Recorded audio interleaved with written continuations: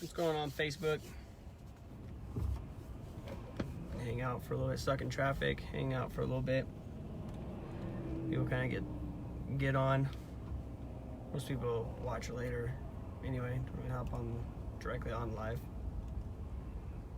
I'm driving in traffic thinking about some life, pondering, like meditating like the word and different things like that. Getting some, like, listening to some music and some worship in. I started thinking about some things going on in my life, and I had to ponder, because when I first was born again, in certain parts that I can pinpoint out, going after being born again and going through certain phases, I had high levels of demonic activity, and I've had low levels of demonic activity. And currently, I have low levels of demonic activity. And ask myself why. And I think a lot of people need to stop and take a look and ask themselves, why? Why would you not have demonic activity? Because I'm telling you right now, the more I'm in the Word, the more I'm in worship, the more I'm in praise, the more I'm dedicating my life to God, that demonic activity is strong. It definitely comes in a lot harder. And then times when it's low, and there's times when after you conquer that aspect and you get through that aspect, demonic activity slows down. And that's great, but then you gotta look back and sometimes look at your life and be like, and think like, I haven't had demonic activity for a while.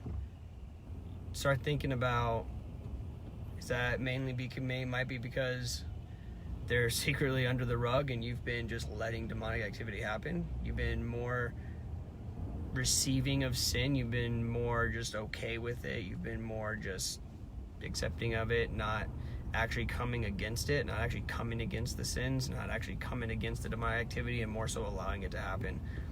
Therefore, it seems like it's not very present, even though it is.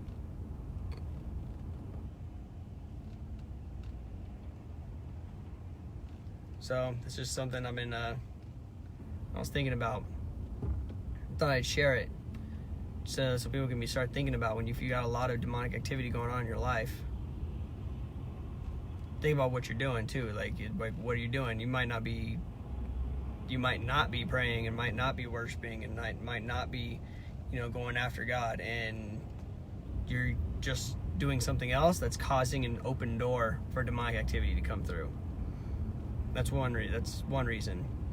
Second reason, which is a big reason, I usually have the strongest levels of demonic activity when I'm really going in after God.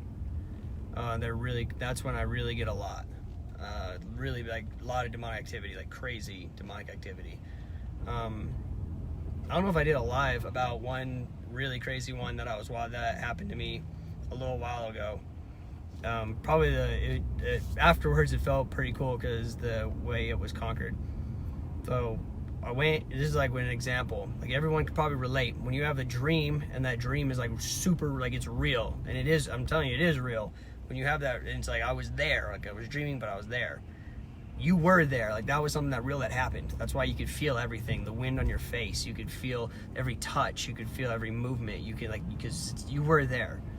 That's another realm, and there's more discussion behind in other realms when you start entering that other realm. When you're asleep, you are definitely more open to that door to be in that other realm, and when you start having those types of dreams.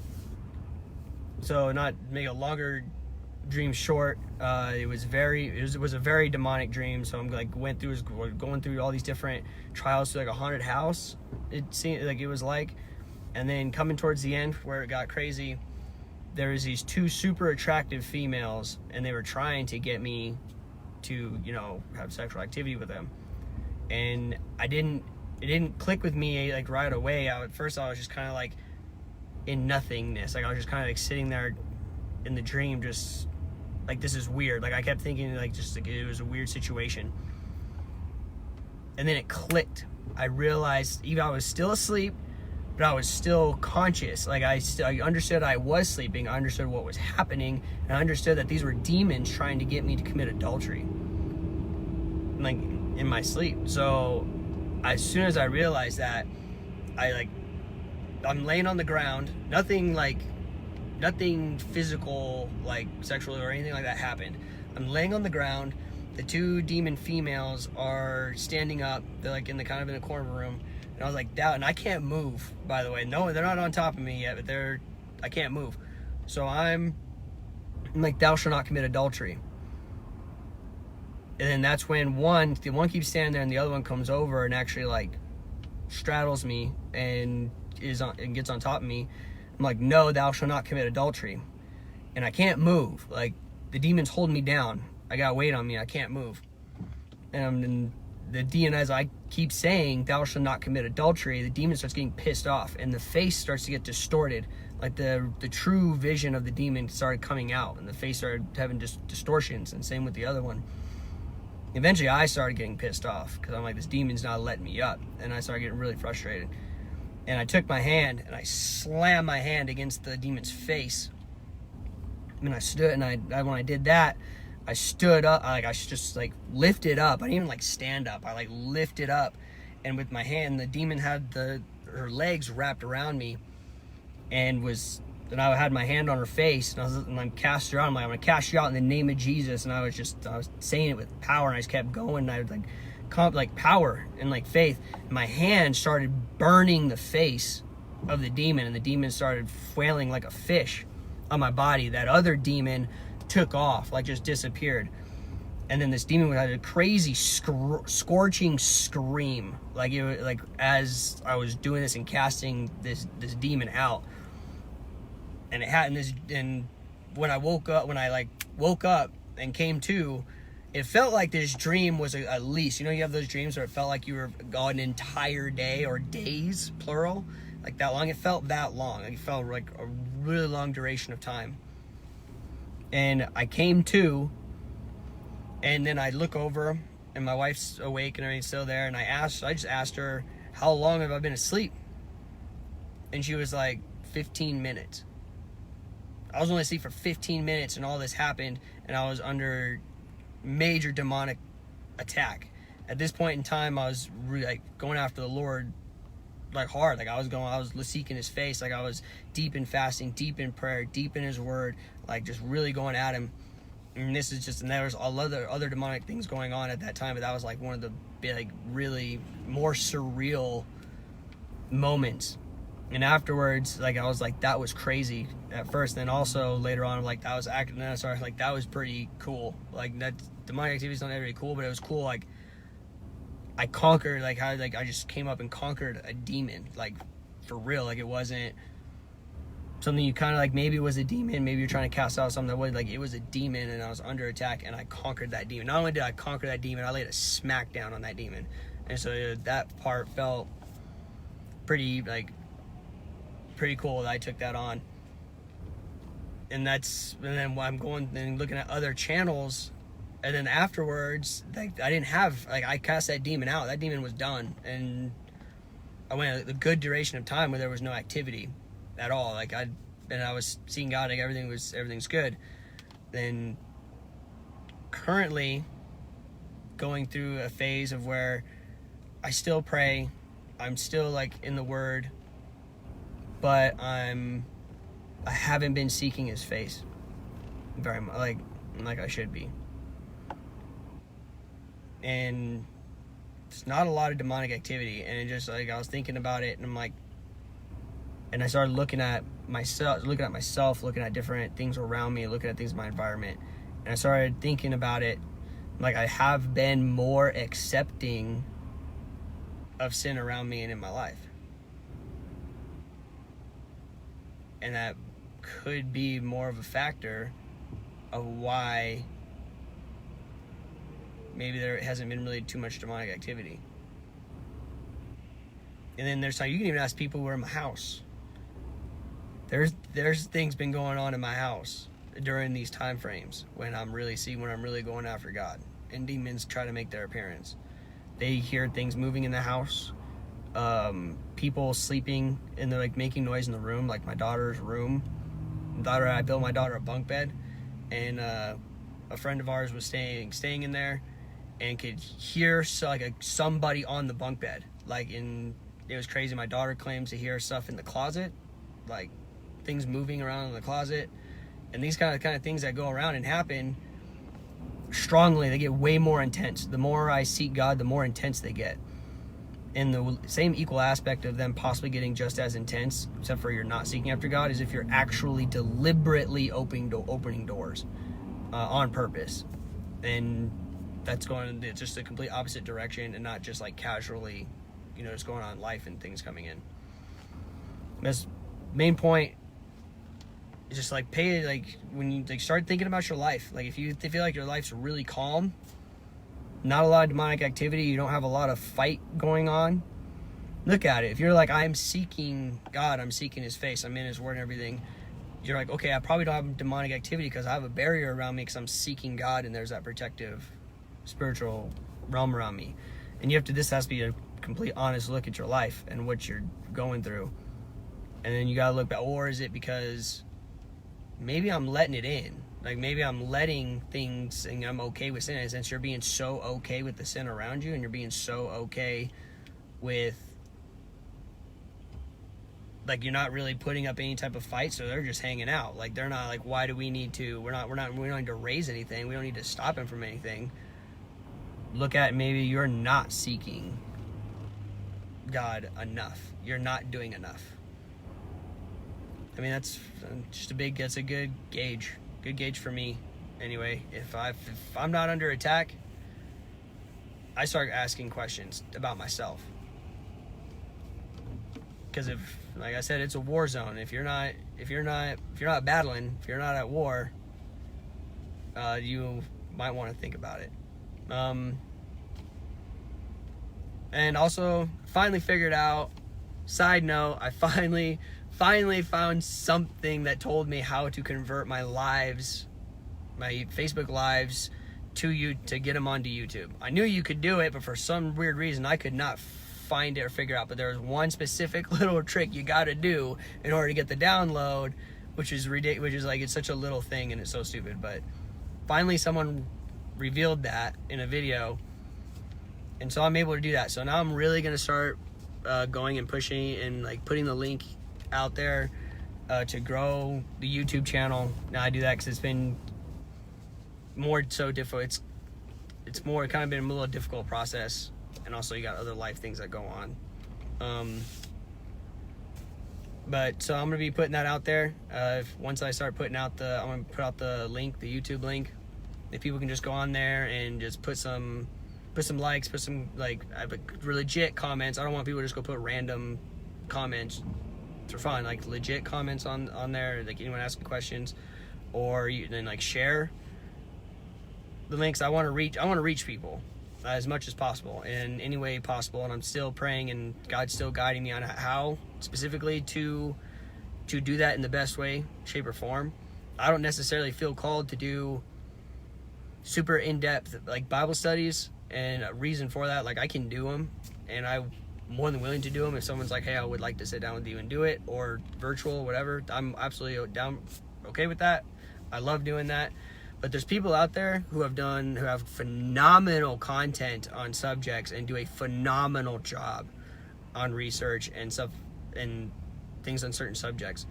So I think more so the direction I'm going to go is just sending people to these people and to these specific videos and stuff when there's things going on on specific subjects. And then more so being an arrow. So when someone comes across me, doesn't know about these other people and still have other questions, absolutely I'm always here, but I'm also going to have a lot more reference. I'm going to be like kind of more, I think I'm going to be at first anyway, at least a middleman, and just be pointing people, hey, go check out this person, go check out this person, go check out this video, go check out that video. They do a phenomenal job. And then I will be touching base on different biblical things in the word, as always. And just talking about some going through, life. Like I tend to talk more about like going through life as a Christian, and like talking about like the demonic activity that comes around, going around and preaching the gospel, and the amazing things that happen when you start doing that and planting seeds. So be on the lookout for that. I'm going to be laying that down. Also looking to schedule interviews like we talked about. Remember, I came out a while ago about doing a podcast. We're doing a podcast, but then that kind of fell through right there. I don't necessarily not really a podcast, but I want to do more of a, and kind of somewhat of my strong suit is being actually sitting down and talking to people. Like sit down with an atheist, sit down with people who are gay, sitting down with people and being able to just have a legit conversation about it, like having a legit conversation about their walk, what they believe, why they believe what they believe, and having a biblical conversation without anything getting heated or out of control or structure or anything like that, and just being able to have that legit calm discussion over it, and not really more so focusing on setting up and talking to specific people that I know who have different views, like people I know who are atheists, and be able to sit down with them and have an interview, like discussion of why, like what is it, and just so people can get multiple interviews. I did interview multiple atheists, not just one, and get multiple point of views. People can see point of views. People can see like the biblical like view, stance, and like explanation of why, and people can see and be able to see those interactions from a third party standpoint, and be like, oh, okay. Sometimes you pick up things a lot better from a third party stance watching it than necessarily being in it on yourself. So that's kind of the concept of me doing that. And then also having like concept, like even if I have a disagreement with another Christian, being able to sit down and have that conversation, like speaking in tongues, for example. There's definitely Christians I love, brothers in Christ, absolutely believe they walk with the Lord in every way, aspect, shape, and form. We just simply disagree on whether speaking in tongues determines your salvation or not. So, and we have a disagreement on that, but we love each other, and that's just a simple disagreement. So having those types of conversations. So we just, if there is someone who's interested or knows somebody, and then also like, if you know, so I've been really into something that has really caught my interest. If anyone happens to know, this is a weird question, happens to know a Satanist, someone who worships Satan, if you do, because they're not exactly easy to, I can come across witches all the time, and that's usually a weird scenario. But if you know a witch or a Satanist, like a true Satanist, not someone who just pretends to be, someone who's like really involved in it, I walk with Jesus. I got nothing to worry about. So I really want to sit down and have a discussion with a legit Satanist. Because in my mind, I'm like, how can if you believe in Satan, you have to believe in God. And like, I don't know how you can believe in Satan, not believe in God. I don't know how that works. I can't know how that could possibly work. And since you know that there's God in there, then you have to know like how much incredibly more powerful, like he's the Almighty, he is, but yet you're worshiping Satan. Like to me, it doesn't make any sense. And to sit there and actually have a discussion with a Satanist and be like, and hear why. Maybe like was it just a rebellion? Like, curious. I've never had that in-depth conversation, or even to my knowledge, I may have met one, just didn't know it, but have a real conversation with a Satanist. So if you happen to know one, and they would be definitely willing to sit down and talk and have a legit just conversation, that'd be cool. Throw it out there. Or anyone else with any different type of worldview, whatever that is. If someone who's gay wants to sit down, or trans, whatever that is, and have a conversation. Like that's all I want. I want to just have a conversation. I want understanding. Sit down and hear your viewpoint. Not sit down and just have a biased an ignorant bias of anything, which I don't really have a bias anyway, but just to be able, so people can hear that conversation. I think that's important for people to hear conversations, and people who really want to have those conversations. Like, it's really helpful for both sides. Again, we all know where the biblical stance is on it, but for both ends of the spectrum, they get to talk about and put it out there for anyone else to see, and maybe have a better understanding of where they are at and where they come from, and then and they can have a better understanding from a biblical stance of where Christians come from, and how it shouldn't come from a place of hatred and things of that nature. So, and then different people who are involved in like New Age stuff like that. Witches, good, like good witches or bad witches. Like I said, I walk with Christ. I don't have anything to worry about, so I'm not worried about sitting down with a witch. But like, for example, a good witch, I would love to sit down with a quote-unquote good witch, right? They claim to be good witches, and be like, so what makes you think that what you're doing is good? Like, what you feel like you're helping people and stuff. Like, to be able to sit down and have that conversation with a legit witch, a mature conversation, it'd be awesome. That's kind of a big angle in which I'm going at too, to do that, because I seem to be good at having those conversations and calm and nothing getting heated and actually getting a lot out of them. Go in that direction. So yeah, that's kind of where in the direction I'm going at this point with doing this, because I don't know, like, really, and if you want to think about really what's the point of doing lives and anything if you're not really gonna do anything with it. And then, yeah. So as always, like I like to say, if anyone needs prayer, or you can always private message me to have a conversation, or if you're like, you specifically want me to look into or talk about a specific subject or part of the Bible or anything like that, shoot me a DM. More than happy. Some of the videos I have done have been specific requested videos to people who have wanted me to talk about, so I've talked about them. I think that's it. That's it for this one. Just recap, because I went on a little thing there. Recap real quick. If you are not experiencing demonic activity in your life, sit back and look and see why. Is it because you're just really accepting of sin and kind of being more part of the world? Or is it because you're seeking after God and you're seeking Him so hard that you possibly have like a spiritual barrier around you that demonic activity just can't break through? So look at why. Look at the why it's not happening. Is it for the right why, or is it for the wrong why? All right. Love you. Be blessed in Jesus' name.